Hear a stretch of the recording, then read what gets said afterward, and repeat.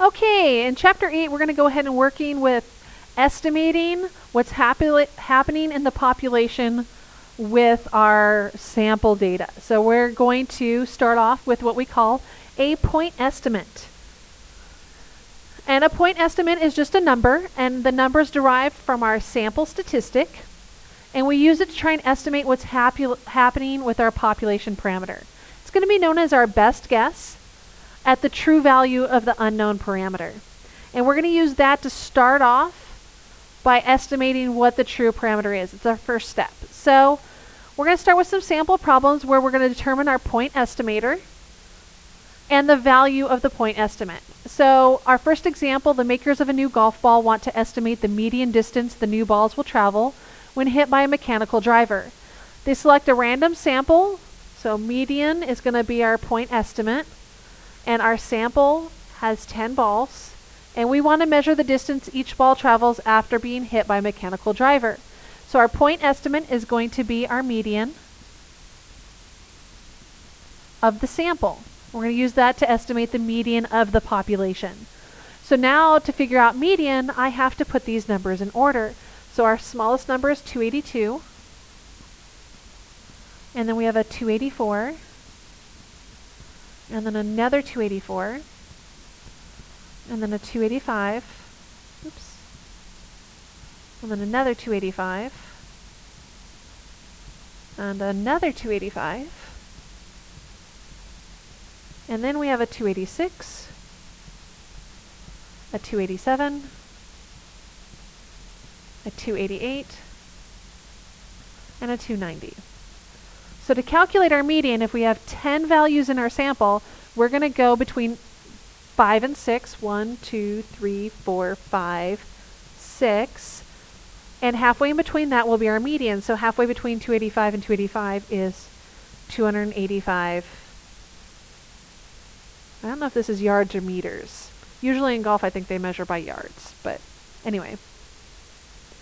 So our next problem, the golf ball manufacturer would also like to investigate the variability of the distance traveled by the golf balls by estimating the interquartile range. So our point estimate is going to be our IQR. And for IQR, we need to do third quartile minus first quartile. So third quartile is going to be the median of our second half. Our first quartile is going to be the median of our first half. And then we subtract that for the IQR. And so our point estimate for IQR is 3.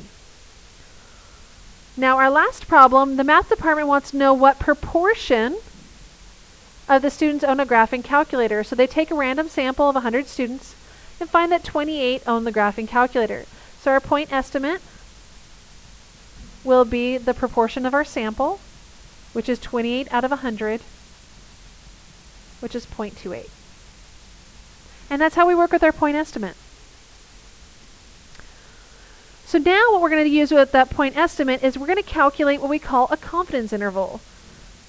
So our confidence interval is going to take that point estimate, and since it's not exactly, it's probably not exactly what we're looking for, but it's going to be somewhere close to our true value, we can try and create an interval that we're pretty sure that true parameter lies in, and that interval is going to be called our confidence interval. Now the amount of confidence we have in that interval is our confidence level.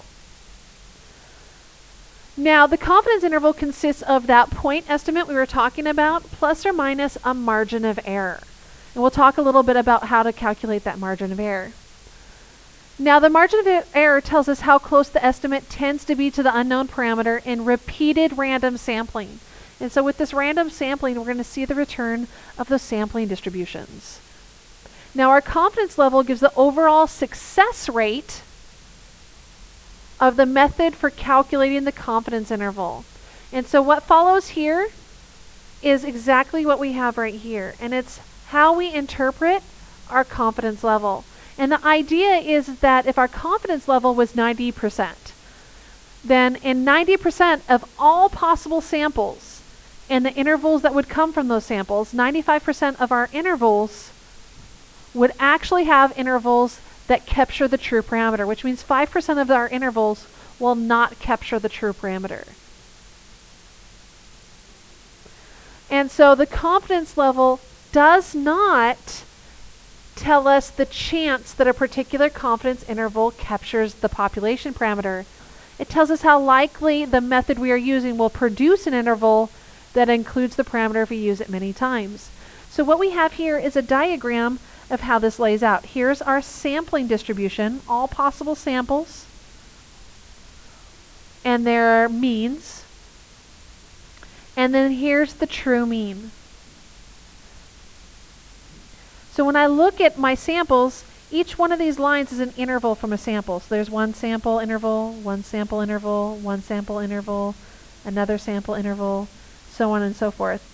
And when we look at those sample intervals, all the ones that are green here contain the true parameter. Now the one over here that is blue does not. Which means based on the number that we have here, I'm estimating this is probably like a 90% or 95% confidence level. Because 90 or 95% of these intervals, which are green, contain that true parameter. But some of them don't, like this one does not.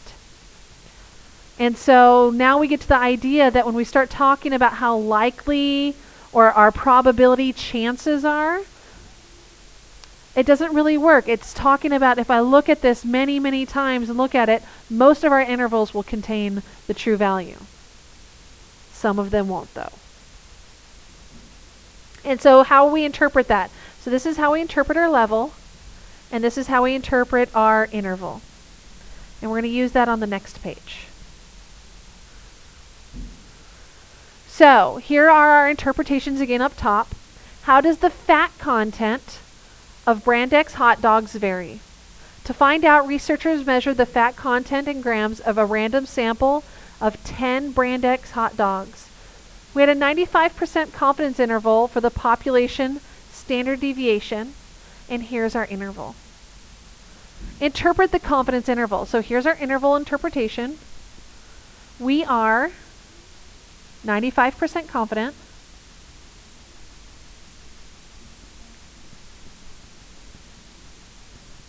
that the interval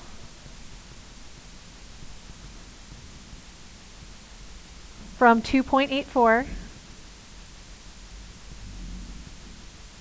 to 7.55. Oops, that doesn't look like a 5. Captures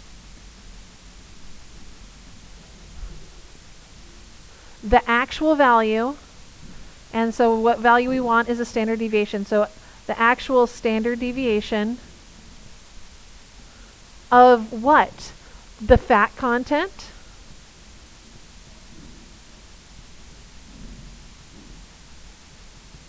of Brand X hot dogs.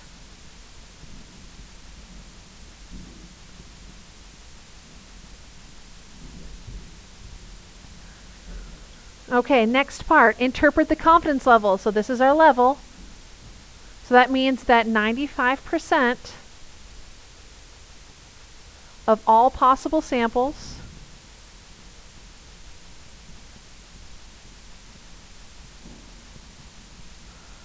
of size 10, because that's our sample size, will result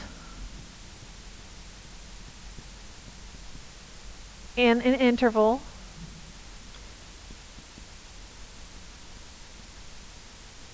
that captures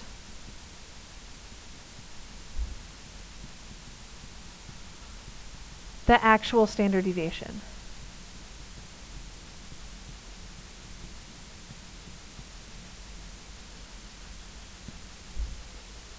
Okay, last part of our question, true or false, the interval from 2.84 to 7.55 has a 95% chance of containing the actual population standard deviation, and this is false. Remember that 95% does not talk about a probability or a chance. It tells us that 95% of the intervals will be accurate.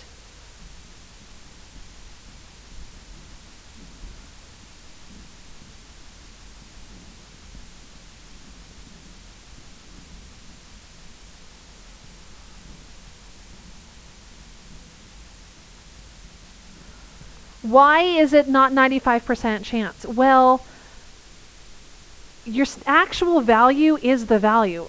So either it captures that value or it doesn't, which means our probability is one of two things. The probability is 1 or it's 0. So either it captures or it doesn't. And 95% of our intervals will capture it. But it doesn't mean that ours does. So it's one of those things that's really weird to think about and all that. And it's not that important to wrap your head around it. It's important to just be aware that it's not a probability. Okay, last part, constructing a confidence interval. So when we construct a confidence interval, we need to realize that if we have a really big confidence interval, then if we have a good big confidence level, we're going to have a big interval. So you have to be really careful about that. It does no good to say that, hey, there's between a 0% and 100% chance of having rain today, because it's not telling us anything, because it's too big of an interval. And so we don't want to have a really high confidence level and have the interval be so wide that it doesn't do anything. It's not worth all that time and effort. So how do we calculate a confidence interval? We take that point estimate, which is our statistic, and we add a margin of error. And our margin of error is calculated by a critical value and the standard deviation of the statistic. Now our critical value depends on our confidence level and the sampling distribution. And we calculate margin of error, again, by that critical value times the standard deviation. And critical value is tied to confidence level. So the higher confidence level, the bigger the critical value and the wider the interval.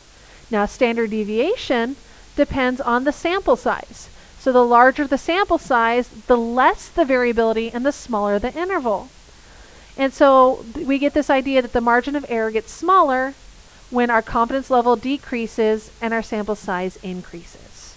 And so we'll talk about that more in class.